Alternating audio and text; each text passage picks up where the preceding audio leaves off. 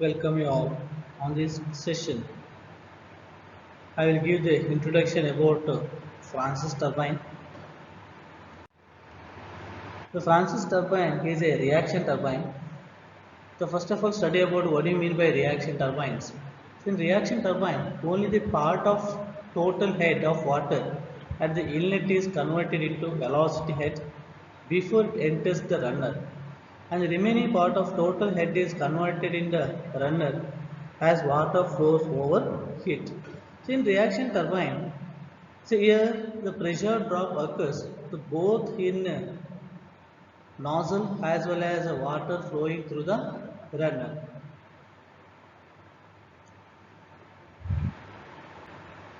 The water is completely filled in all the passages of runner. The pressure of the water gradually changes as it passes through the runner. So in case of reaction turbine, the pressure drop occurs. So in initial at water is get discharged through the nozzle, and then the pressure drop occurs while water is flowing to the runner also. Hence, for this kind of machines, both pressure energy and kinetic energy are available at inlet. The examples for such type of the turbines are the Francis turbine, Kaplan turbine, and Darius turbines. The Francis turbine, which is a mixed flow type, as shown in figure. So it is of inward flow type of turbine in which water enters the runner radially at the outer periphery and leaves axially at its center. So this sketch there shows the construction of the Francis turbine. So here, see the different parts of the turbines. So there is a shaft, that's a turbine shaft. The turbine shaft is coupled with the runners. So there are runners here, and so now from the penstock the water enters into the turbine through the scroll casing. The scroll casing means there is a small reservoir in a turbine. So here, so this reservoir maintains uniform velocity while water is flowing through the runner. If there is any disturbance occurs in a penstock, but the here because of the scroll casing, the velocity of the flowing fluid maintained uniformly in turbine runners. So there are guide vanes. There are guide vanes here. So then after water flowing through this runner, so then it get exited to the tail race to the draft tube. So here the inlet of the fluid is taking place at the outer circumference of the runner, then flows through this runner surface, and finally it is get discharged in axial direction. So for that reason, these reaction turbines are called as mixed flow turbine, or this Francis turbine is called as mixed flow turbine. So next here, the exit of the fluid or water from the runner is taking place through the draft tube. The draft tube is a tapered section pipe that is connected to the exit of the runner. So then another end of this draft tube is submerged in a tail race. So this is what the construction of the Francis turbine. So these are now see the different components of the Francis turbine. So this turbine consists of mainly scroll casing, steering, guide vanes, runner, and draft tube. The scroll casing, the water from the penstock enters the scroll casing. So that is also called as spiral casing, which completely surrounded the runner. The main function of spiral casing is to provide an uniform distribution of water around the runner and hence to provide constant velocity of the water. In order to provide constant velocity, the cross-section area of the casing gradually decreases as the water reaching the runner. The second part of the Francis turbine is stay ring. The water from the scroll casing enters the speed valve or stay ring. So these are fixed blades and usually off in number of the guide vanes. The function of the steering is to first one is to direct the water over the guide vanes and second one to resist the load on the turbine. So due to the internal pressure of water and these loads is transmitted to the foundation. The third component or part of the Francis turbine is guide vanes. The water after the steering passes over the series of guide vane or fixed vanes. So they surrounds completely around the turbine runner. Guide vane functions are to regulate the water entering the runner and also direct the water on the runner. That means the quantity of the water entering into the runner is regulated by this guide vane. The arrangement is provided in order to vary this flow area. And second function is to direct the water on the runner. The fourth part of the Francis turbine is runner. The main purpose of this component is to lead the water to the runner with the minimum loss of energy. And runner of the turbine is consist of curved blades of 16 to 24 numbers evenly arranged around the circumference in space between the two plates. The vanes are so shaped that the water enters the runner radially at outer periphery and leaves it axially at its center. The change in direction of the flow from the radial to axial when passes over the runner causes appreciable change in circumferential force which in turn responsible to develop the power. So actually the generation of the power is depends on this direction of the fluid flow through this Francis turbine. Seen commonly the inlet of the fluid is taking place in a radial inward direction and then it is get exited from the turbine shaft or the turbine runner in axial direction. Next component of the Francis turbine is a draft tube. The water from the runner flows to the tail race through the draft tube. The draft tube is the pipe or passage of gradually increasing area which connect the exit of the runner to the tail race. It may be made out of cast or plate, steel or concrete and exit end of the draft tube is always submerged below the level of water in a tail race and must be airtight. The functions of the purpose of the draft tubes are it permits a negative of suction head established at the runner exit, thus making it possible to install the turbine above the tail race level without loss of head. The second purpose of the draft tube is to convert large proportion of the velocity energy rejected from the runner into useful pressure energy. So there are different types of draft tubes which are employed to serve the purposes in the installation of the turbine are as shown in figure. So these are the various arrangement of the draft tube. The first one is a conical draft tube. The second one is a simple elbow type of the draft tube. The third one is moody spreading draft tube. And fourth one is draft tube with circular inlet and rectangular outlet. So these are the various methods of the draft tubes. So it has been observed that for straight divergent type of draft tube, the central cone angle should not be more than 8 degree. So a water flowing through the draft tube without contacting its inner surface which result in eddies, and hence the efficiency of the draft tube is reduced. Straight, divergent, conical tube. These are the different types of the draft tubes. The mode is spreading tube. It's also called as a hydrocone. Simple elbow tube. Elbow tube having a circular cross section at inlet and rectangular cross section at outlet. Next, work done and efficiencies of Francis turbine.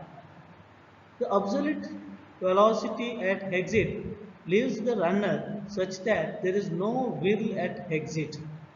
The inlet velocity triangle are drawn for different conditions as shown in figure A and B. See these velocity triangles at inlet as well as these are inlet conditions actually. See here, so one the exit occurs. So here absolute velocity exit leaves the runner such that there is no whirl velocity at outlet or exit. There is no whirl velocity at outlet means the VU2 is equals to 0. So VU2 is equals to 0. The conditions are the alpha 2 is equals to 90 degree. Then V2 is equals to Vf1. That absolute velocity at exit is equals to flow velocity at exit. So for that reason at exit velocity triangle, at outlet velocity triangle, we just see the right angle triangle, right angle triangle. And this sketch shows what the inlet velocity triangles for the different conditions. The first condition is given, that is beta 1 is less than 90 degree, and second condition is beta 1, that is a blade angle at inlet greater than 90 degree. See, so while beta 1 is less than 90 degree. So at the same time, the VU1 tangential velocity at inlet is greater than blade velocity U1. And in case of beta 1 is greater than 90 degree, so when U1 value is greater than VU1. So these are the two velocity triangles for the different conditions at the inlet of the Francis turbine. But in case of exit, there is only right angle triangle with no whirl velocity, or VU2 value is equals to 0.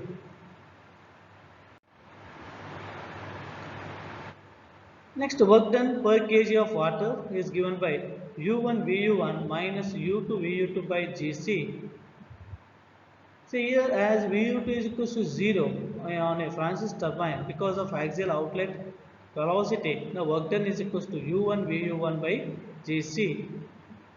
So what about the hydraulic efficiency here? The hydraulic efficiency is a ratio of work done by the runner to the available energy at inlet, and that is given by the hydraulic efficiency is equals to, so here the rho into q, that is equals to mass flow rate through the turbine u1 vu1 gc by gc, and energy, what energy available at the inlet is given by rho q g h, and here g terms get cancelled at the numerator as well as the denominator.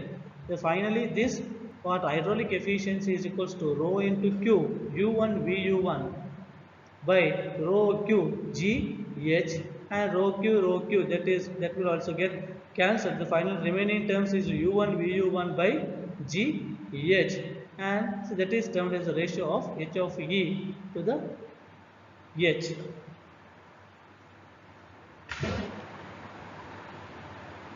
And one more expression used for the hydraulic efficiency is equals to GH minus V4 square by 2 GC to the GH, that is the energy head, and the GH that represents what energy head minus V4 square by 2G, that is the V4 represents velocity of the fluid at the exit of the tail race or exit of the draft tube.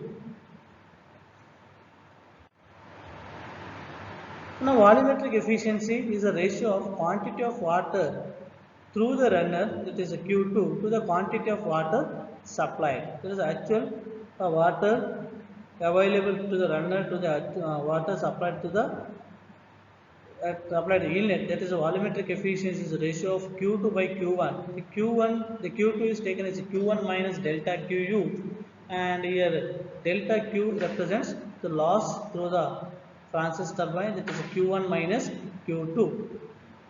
Now mechanical efficiency is given by the ratio of power output at the shaft and to power developed by the runner, and overall efficiency is given by the ratio of power output at the shaft to the power available at the inlet of the turbine. The power output at the shaft is also termed as shaft power, and the power available at the inlet of the turbine is given by the water power at inlet. And the expression for this overall efficiency is equals to the product of hydraulic efficiency to volumetric efficiency into mechanical efficiency. It is also taken as hydraulic efficiency actual into mechanical efficiency. So now working proportions of the design parameters of the Francis turbine. The tangential velocity of the runner u1 is given by the expression speed ratio phi is equals to u1 by v1. So here v1 is equals to theoretical velocity of the fluid, that is given by square root of 2gh, where the phi value ranges from 0.6 to 0.9. The ratio of flow velocity Vf1 at inlet tip of vane to the spotting velocity square root of 2gh is known as a flow ratio, and flow ratio is given by the ratio of Vf1 by square root of 2gh, that is represents V1. So where this flow ratio value ranges from 0.1 to 0.30. So now discharge is equals to the product of area of the flow into velocity of the flow is A of F into V of F. So here then it is equals to C into pi d1 b1. So here pi d1 b1 represents area of the flow. Vf1 is equals to flow velocity of the fluid. So here the C represents the area of contraction, and the discharge at exit, the discharge of fluid at exit is given by Q is equals to area of the fluid exit to velocity of the fluid exit. So at that time that's the C into pi into D2 B2. So now Vf1 is equals to, so now also taken as C into pi into D2 B2 Vf2.